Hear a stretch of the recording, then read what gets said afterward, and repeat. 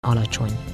A lakosság fő foglalkozása ma is az állattenyésztés, amelyet kiegészít a gyengén termőföld megmunkálása. A zord időjárás miatt a fő mezőgazdasági termények a burgonya, a rozs, zab és az árpa. Azonban a község rendelkezik egy felbecsülhetetlen értékű kinccsel, a csodálatos tájjal. A méltóságteljes hegyek, a tiszta friss levegőt biztosító erdők, a csobogó patakok tiszta friss vize olyan érték, mellyel ma kevés település büszkélkedhet. Csík vidéke a vulkanikus eredetű Hargita hegyvonulatnak köszönhetően az ásványvizek és gázömlések birodalma, hisz nagy változatosságban fordulnak elő szénsavas, vasas, völgyes, alkaikus és radioaktív gyógyhatású források, melyeket a népi gyógyászatban már ősidők óta használnak. A falu környékén két jelentősebb forrást tartanak számon, egyet az Aracs-patak a fejében, valamint a Büdös víz nevű forrást, melynek kénes ásványvize van. A faluhoz tartozik a Szalonka-völgy, mely a történelem viszontagságai folyamán vált híressé. Valamikor ezek a területek a Csomortány család birtokát alkották, innen a falu elnevezése is talán. A falu keleti határában az Aracs-patak völgyében egy bekerített emlékkő áll, mely a történelmi múltra emlékeztet. A szászrégeni országgyűlés 1660. decemberében Kemény Jánost fejedelemmé választotta. A szultán a választást 1661-ben elfogadta, de utasította Keményt Simon fiának túszul adására és 2 évi sarc kifizetésére. Kemény szabadulni akart a töröktől, és első Lipót osztrák császár védelmét kívánta megszerezni. A török értesült Kemény János szándékáról, ezért Ali Basa felhívta az országot, hogy válasszon más fejedelmet. Mivel a felhívásának nem lett foganatja, június 15-én 5000 tatár tört be Erdélybe, akik pusztítottak, raboltak. Ali Basa fejedelmet keresett. A Marosvásárhelyen összegyűlt rendek 1661. szeptember 14-én a tatárrabságból hazatért Apafi Mihályt választották meg. A török figyelmeztette a székelyeket Apafi hűségére. A gyergyóiak Lázár István, a csíkiak Petki István, a háromszékiek Béldi Pál igazgatására nem ismerték el Apafit fejedelemnek, ezért Iszmail Basát küldték Csík ellen. Az eltorlaszolt utakat megkerülték, s a csíkiak október 17-én arra ébredtek, hogy hátuk mögött égnek a falvak.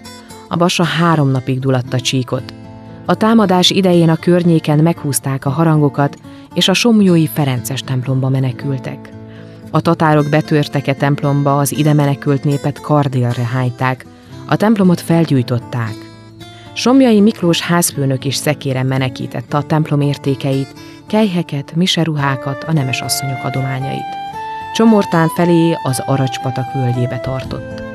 A tatárok viszont utolérték, a házfőnököt kíséretével együtt megölték.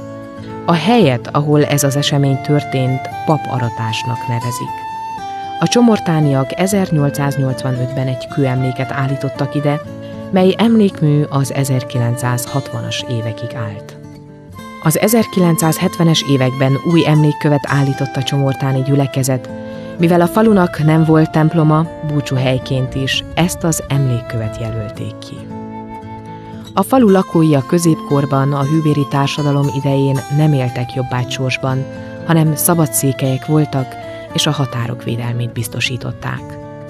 Az erdők között fekvő már említett Szalonka völgye, a Habsburg uralkodók elleni felkelés második Rákóczi Ferenc idején is nagy vízhangot keltett a székelység körében.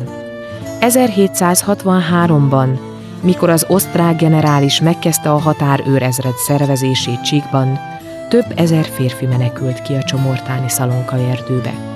Innen csalta le őket a tanácskozás ürügye alatt Bukov, hogy Madéfalva vérfürdőjét előkészíthesse. A madéfalvi veszedelemre minden évben méltón emlékeznek a csíkiak.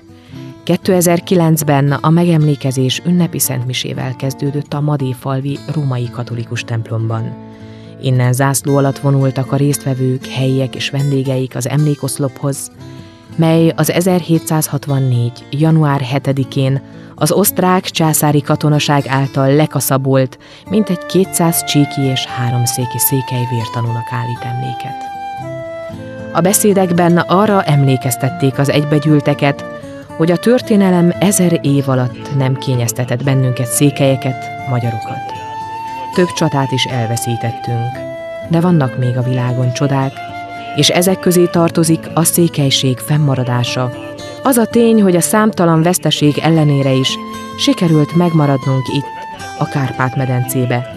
Megőriztük kultúránkat, anyanyelvünket és Istenbe vetett hitünket. A világtörténelmet a nyertesek írják, a székelység történelmét pedig maguk a székelyek. A madéfalvi veszedelem üzenete ma is érvényes. Nekünk is hűségre, kitartásra és áldozatvállalásra van szükségünk ahhoz, hogy megmaradhassunk őseink hitében, hogy megtarthassuk és tovább örökíthessük tőlük kapott jussunkat, nyelvünket és kultúránkat. Ha így éljük mindennapjainkat, jövőnk is lesz. A csíkdelnei műemléktemplomban a madéfalvi veszedelem 240. évfordulója alkalmából emléktáblákat helyeztek el, hogy a székely ellenállás Beke István és Zöld Péter lelkipásztorok, valamint Pál Gáborné és Vámszer Géza a templom megmentőjének szerepére emlékeztessenek. A tábla szövege minden látogatót arra emlékeztet, hogy ebben a Szentegyházban szolgálták Istent és népüket Beke István és Zöld Péter lelkipásztorok, a madéfalvi veszedelmet megelőzően a székely szabadságküzdelmek szellemi vezetői. A táblát a Székelyföld folyóirat állította. A kiránduló számtalan programmal töltheti kellemesen az idejét. A helyi vendéglátók kérésre szekér és lovastúrákat, ezten a látogatást, táncházat és vadlest is szerveznek, sőt a kürtős kalács és a szőnyegszövés titkait is elleshetik itt az érdeklődők, akiknek természetesen kitűnő szállás lehetőséget is tudnak biztosítani. Csíkpálfalva, Csomortán és Delne dolgos lakói mindig a legnagyobb örömmel fogadják barátaikat, vendégeiket.